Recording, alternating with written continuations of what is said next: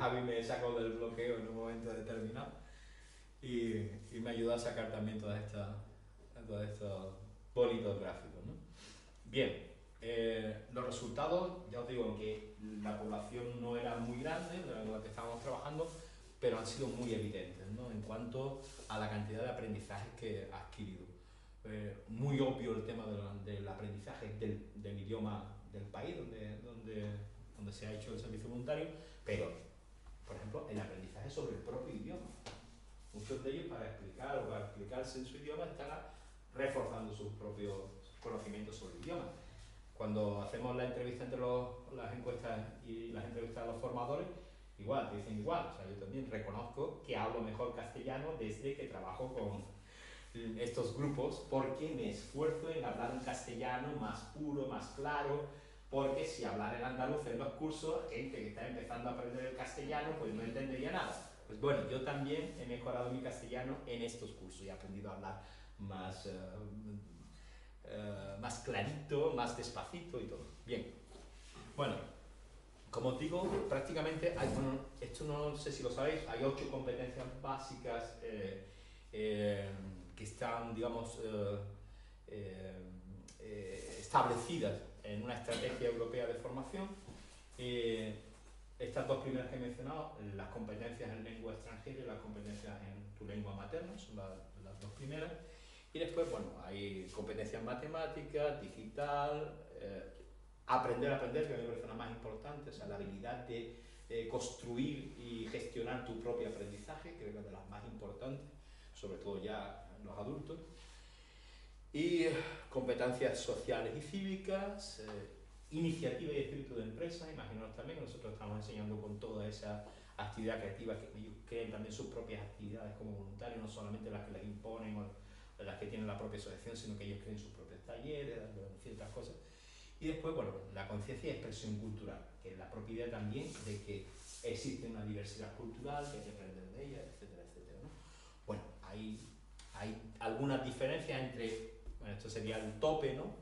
Pero bueno, los porcentajes, imaginaros, ¿cuántos consideran que han tenido un aprendizaje pues, de un alto nivel, una alta competencia en cada una de estas materias? Pues imaginar prácticamente todo. Quizás la matemática es la que no ha cambiado mucho, pero en el resto de las competencias todos, sobre todo lo que tiene que ver con competencias sociales y cívicas, por ejemplo, el incremento del sentido de la solidaridad. Eso es algo muy evidente que se adquiere con estos programas, ¿no? Y el tema de la conciencia y la expresión cultural, o sea, la idea no solamente del poner en valor otras culturas, sino la creatividad personal, que muchos en la educación formal nunca han tenido la posibilidad de hacer nada creativo, nada. Cuando, cuando hablamos de competencias, esto os cuento una anécdota en un curso, ¿no? Claro, había solo estudiantes y uno de ellos que bueno, dijo algo brillante, dice, bueno, es que yo lo único que sé es estudiar. Mi única competencia, yo soy licenciado en Derecho, o en Periodismo, no me acuerdo qué. Dice, pero yo lo único que sé, la única competencia que tengo es estudiar. Yo no tengo ninguna otra competencia, digo, brillante. O sea, porque efectivamente es así. O sea, normalmente acabamos periodos de estudio en los que no sabemos nada. O sea, no tenemos ni una sola competencia real. O sea, la mezcla de habilidades, conocimientos y actitudes para hacer algo. Eso es una competencia. Pues una competencia, la única que tenemos es la de estudiar. Entonces es un desastre desde el punto de vista del proceso de la educación formal en el que nos terminemos un periodo teóricamente de estudio, tengamos una licenciatura en algo y no seamos competentes ni siquiera en ese algo, ¿no? Es muy fuerte y algo que nos tiene que hacer reflexionar y dónde se adquieren realmente las competencias y cómo se adquieren, ¿no?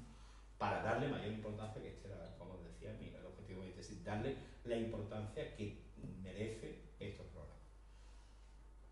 Bien, general también, nivel de satisfacción sobre la propia experiencia, sobre el conjunto de experiencias, brutal. O sea, muchos de ellos la reconocen como la mejor experiencia de su vida, ¿no?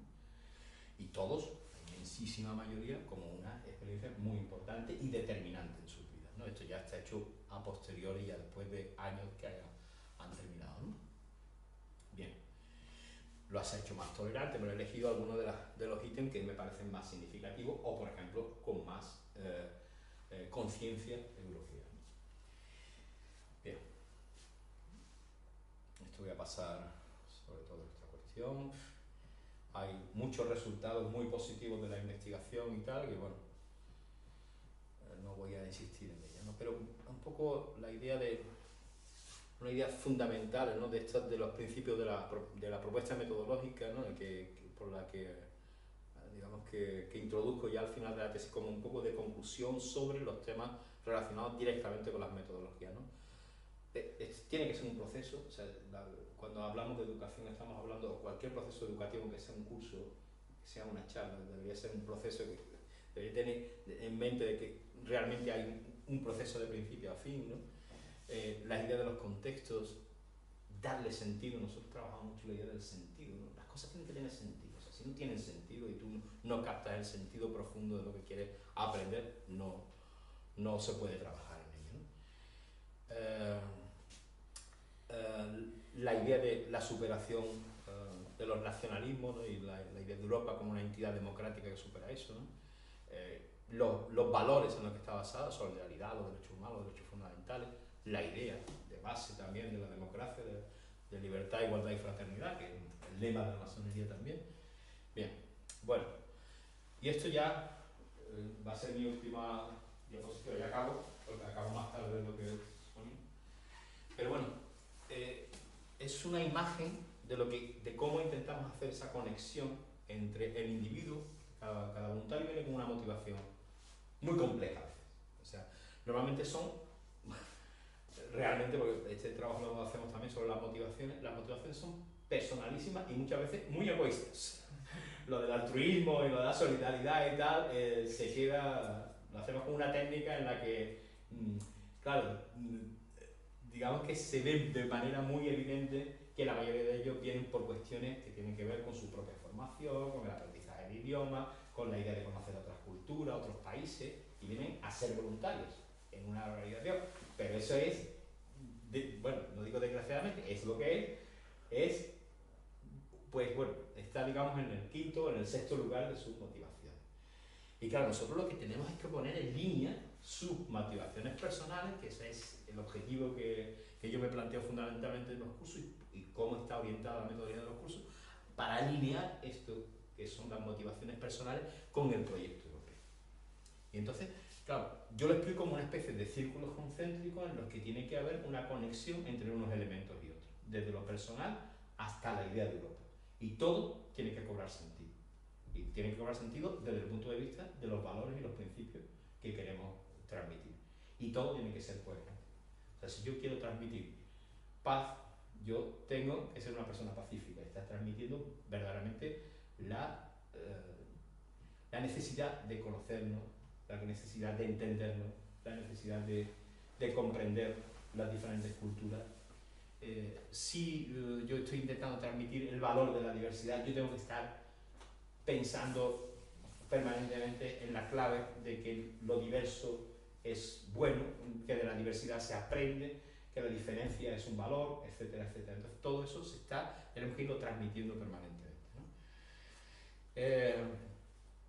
Bueno, no voy a extenderme más porque ya me he extendido lo suficiente y voy a dejar que a partir de ahora pues me hagáis las preguntas que consideréis necesarias.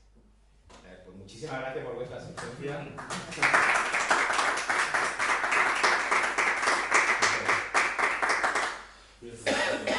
¿Necesito de agua, Javi? ¿Qué, perdón? ¿Necesito de agua aquí? Sí, ahora estoy mucho que sí. Pero bueno, sigo, ¿eh? Sí. Cuando queráis. Yo tengo preguntas. Bueno, lo primero, no usar un acento más estándar en castellano no implica hablar mejor. Y usar nuestro acento no implica hablar peor. Gracias. Eso no lo podía pasar. Ya, bueno. Sí, es una forma de verlo. Vamos, Sí. estoy de acuerdo contigo, pues sé lo que quieres decir. Si nuestro acento fuera extendido por toda la península, no. Sí, pero para iniciarse en un idioma es mejor hacer un acento más neutro y eso Más es la estándar, parte más estándar. Bueno, tienes razón. La pregunta es la siguiente. Bueno, evidentemente el Servicio de Voluntarios Europeos y toda la los programas educativos están muy centrados en la sociedad civil, ¿no? Y eso, como bien dices, pone mucho valor todo el proyecto europeo. Pero lo pongo en perspectiva con lo que estamos viviendo en los últimos años en la Unión Europea, ¿no? Y toda la crisis que ha habido de la crisis económica, de la crisis de modelo también, ¿no? Un poco. ¿Cómo le cuentas tú a un joven griego que todo lo que está pasando de alguna forma le va a beneficiar cuando, por ejemplo, ha visto como a su familia le han quitado a los mayores las pensiones, se las han rebajado enormemente, o la asistencia sanitaria se la han rebajado enormemente? ¿Y cómo encuentras en común algo entre ese joven griego y un joven alemán? Que a lo mejor su preocupación en un contexto de un paro juvenil bajísimo y una sociedad con un estado mental muy, muy potente es si podrá conseguir un alquiler a precios razonables, por ejemplo. Pues eso es una gran pregunta y en una semana no la podemos resolver, entonces no nos metemos en ella, es como aquí, ¿no? No hablamos de política ni de religión, ¿no? Es decir, la base, bueno, hablamos de gran política y normalmente precisamente lo que intentamos en estos cursos es, por supuesto, enriquecernos de la diversidad, pero centrarnos en lo que nos une, no en lo que nos separa. Y lo que creamos son espacios para que ellos mismos hagan esa reflexión, no guiarla directamente a nosotros. Porque eso es meterse en un berenjenal a veces por los que es difícil salir. Entonces, normalmente, yo hago algunas referencias, porque hay momentos, aunque no todo es bastante participativo, pero hay algunos momentos, digamos, input que nosotros llamamos teóricos, también los que los formadores, pues bueno, damos algunas pautas, pero normalmente intentando que no se entre en discusiones de este tipo. Porque como te decía, lo que queremos ir a lo esencial, no a lo secundario, porque nos perdemos, porque es lo habitual perderse en estas cuestiones, cuando lo que queremos ir a la esencia. O sea, si todo el mundo comprende que lo importante es la construcción de la paz, todo lo demás empieza a ser secundario. Es decir, bueno, vale, no estoy de acuerdo contigo, pero obviamente es mejor que nos intentemos poner de acuerdo para no volvernos a pelear que no seguir en la brecha de tensionar más esta cuestión. Y por supuesto la crítica, bienvenida sea, es decir, que es que yo soy el primero que, como tú comprenderás, con esta concepción tan idealista de lo que para mí es Europa, pues todas estas cuestiones me duelen probablemente más que a nadie, porque veo también, con la misma claridad que veo las virtudes del proyecto europeo, veo los defectos y bueno, me parece a mí que hay mucha desviación de esta idea, ¿no? Entonces, yo prefiero insistir en lo que es el modelo, en lo que es la idea, el ideal, la utopía, porque además la planteo así, lo planteo. De hecho, no sé si aquí lo transmito, pero bueno, la idea es que, bueno, efectivamente, es un proyecto que es utópico. Es decir, esto probablemente a lo mejor no lo conoceremos, ¿no? Una Europa verdaderamente de libertad, de igualdad, de solidaridad, unida en la diversidad, etcétera, ¿no? Pues bueno, esto son palabras grandilocuentes que bueno, son un horizonte, nuestra estrella, ¿no? Al final del camino. Entonces, bueno, es obvio, pero es que hay que asumir que uno tiene que tener un faro, una guía. Porque el problema es que si no sigues esa guía, te pierdes realmente. O sea, algunas veces lo explico muy físicamente. Vamos a ver, si tú quieres llegar ahí, tendrás que saber que quieres llegar ahí y una luz que te ilumine hasta llegar ahí.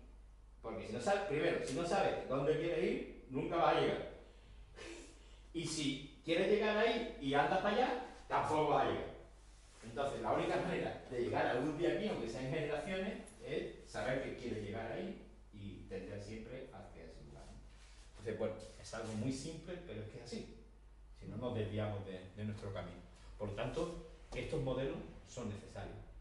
Hay que saber que esto es a lo que tendemos y lo que debemos tender. Y entonces, entenderemos que todo lo demás es secundario y lo que hay que es ir, digamos, haciendo los ajustes para ir en esa dirección que sería la adecuada.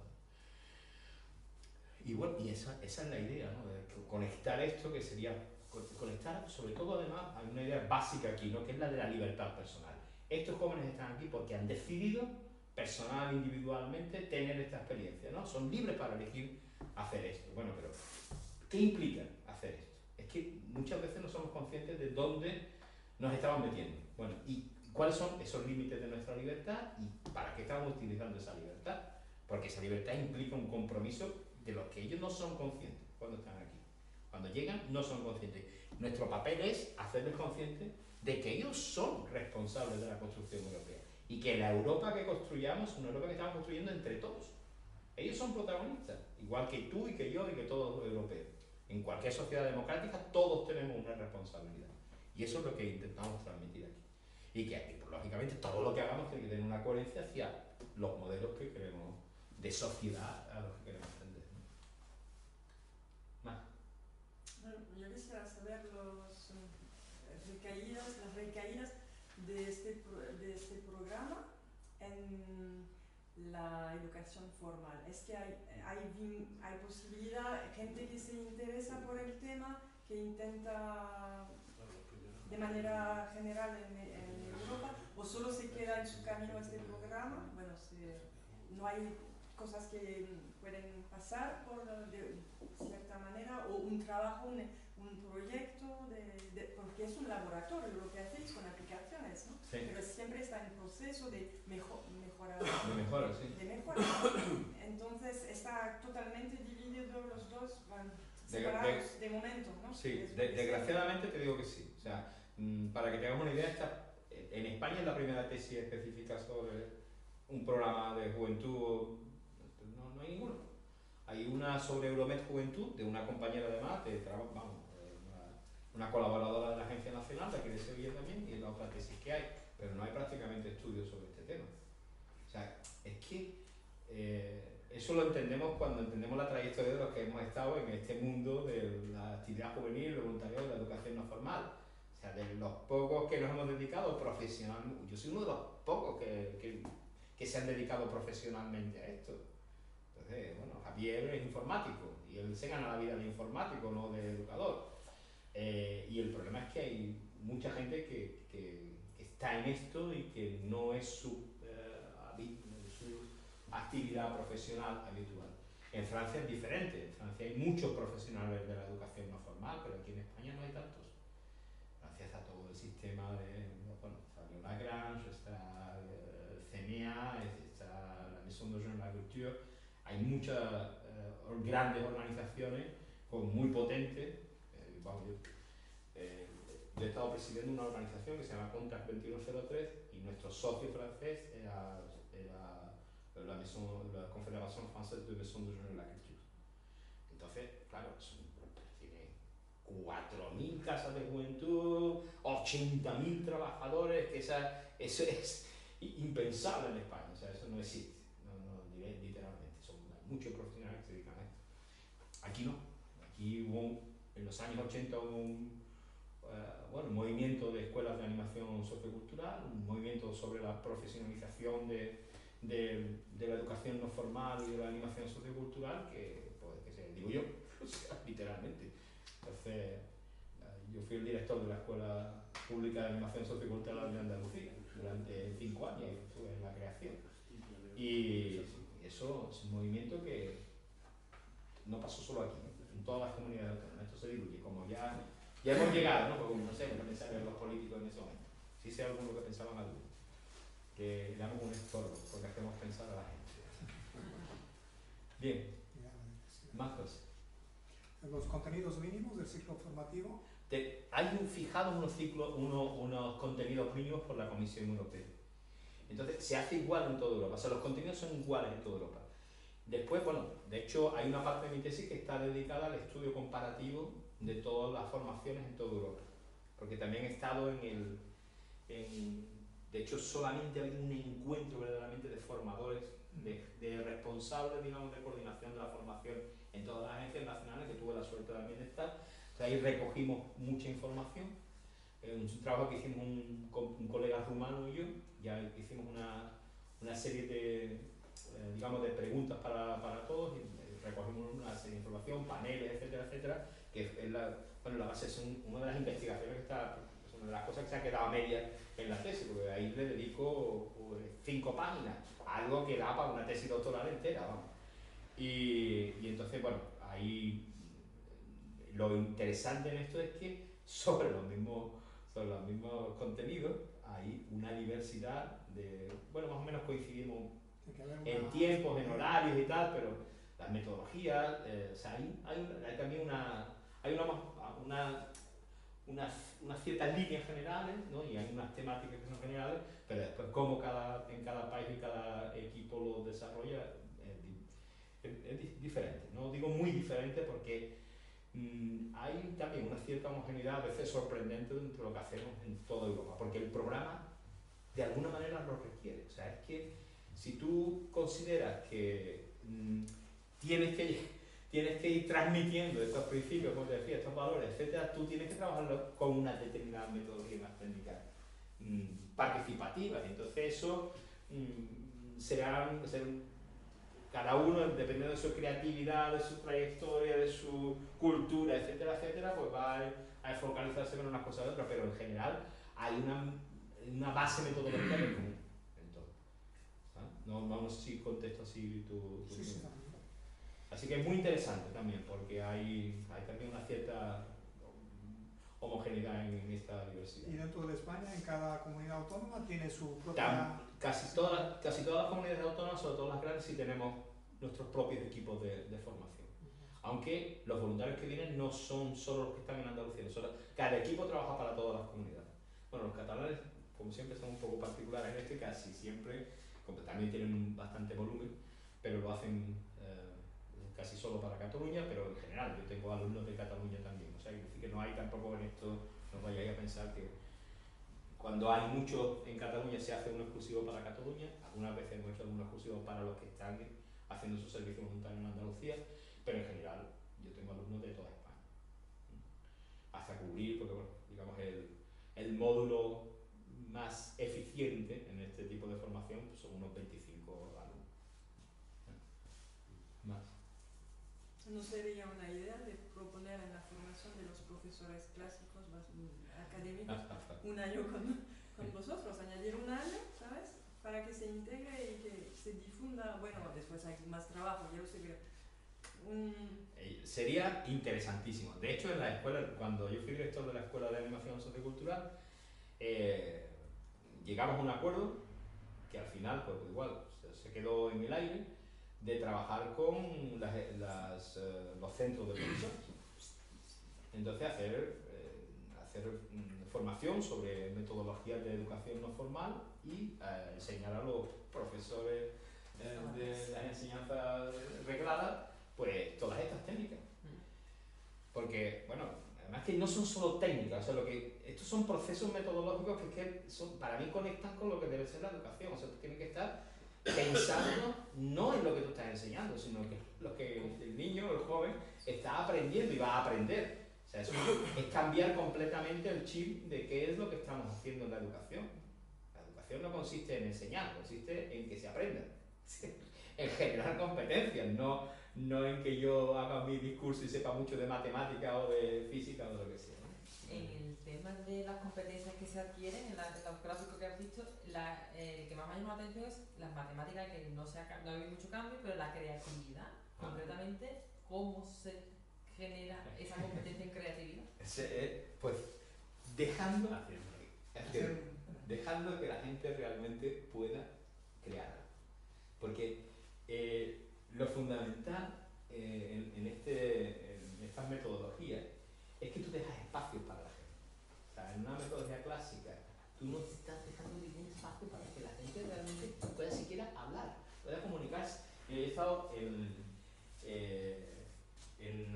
muchos pequeños cursos, seminarios, ponencias en la universidad. Y algunos de ellos, la primera vez que fui, creo que fue en la Olavide, y era un curso sobre voluntariado de comunicación y tal. Y yo llegué como el tercer día del ciclo de conferencias, no sé cuánto. Y llego, y entonces lo primero que me di cuenta es que la gente que se estaba sentando, llevaba 3 días sentada al lado, y lo primero que le pregunté, ¿os conocéis? Y no se conocían. Se estaban en un curso sobre participación, voluntariado y comunicación. Y digo, ¿de qué estamos hablando? O sea, claro, es que, y yo lo primero que hago en un curso es comunicarme con la gente y que la gente se comunique entre ellos, aunque sea una ponencia de 2 horas. No lo he hecho hoy porque casi todos conocían y además cada uno habéis venido en un momento diferente. Pero cuando está todo el mundo ahí, lo primero que hago, que sean 2 horas, me da igual. O sea, pues como mínimo, entender que lo primero que hay que hacer cuando estamos hablando de trabajo social, de educación, de comunicación, de voluntariado, etc. La solidaridad empieza por la comunicación. Entonces lo primero que tienes que hacer es presentarte con el que está al lado e interesarte por él. Digo, pero hacerle alguna pregunta, la que queráis, sobre su vida, sobre...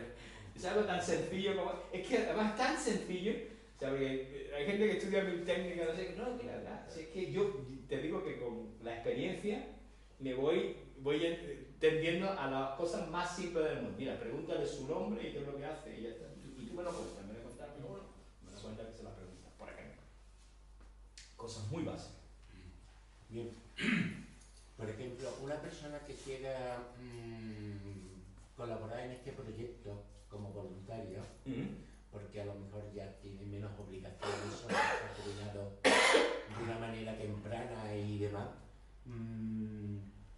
¿qué tendría que hacer? Vamos a ver. Porque, por ejemplo, sí, claro. en mi caso yo, pues claro, soy docente, ¿no? Pero ahora mismo no estoy, tengo bastante tiempo libre, he sido un gran defensor de la Unión Europea en todos los aspectos, desde siempre.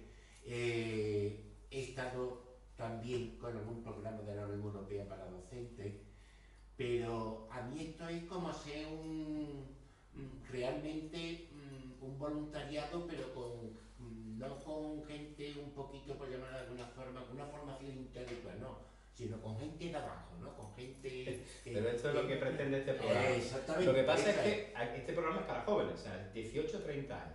Claro, claro. De todas maneras, se ha creado un programa piloto, que yo espero que continúe, para mayores de 55 años. ¿Vale? Entonces va a haber un programa, que ha habido ya algunos, ha sido un programa piloto, y bueno, yo espero que se siga apostando por eso también. Ahora se ha creado también el Cuerpo Europeo de Solidaridad, que se llama, que a mí no me gusta, no por nada, el nombre es muy bonito, la idea original es que europeos se juntaran para hacer alguna labor solidaria en un tercer país o lo que sea, pero ¿qué es lo que está pasando? Que le están quitando crédito al servicio, crédito me refiero, dinero al Servicio Voluntario Europeo, se está comiendo parte del presupuesto y además con menos garantías, yo creo, de formación para los voluntarios.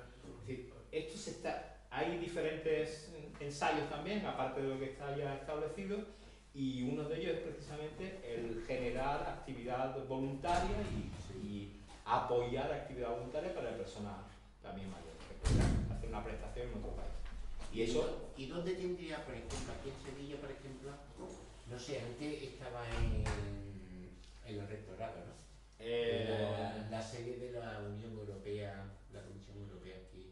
Bueno, lo que hay en el rectorado es la Oficina de Información Europea el Centro de Información Europea de la Universidad. Sí. ¿Vale? Y ahí bueno, vas a encontrar prácticamente toda la información. Esa parte del voluntariado de mayores es una parte que estaba llevando que está más centralizada que lo nuestro, porque toda la parte de juventud y educación no formal, la Agencia Nacional está muy descentralizada. En las comunidades autónomas tenemos bastante protagonismo y hay, digamos, hay representantes en cada comunidad autónoma que llevan el programa. En educación es un poco diferente.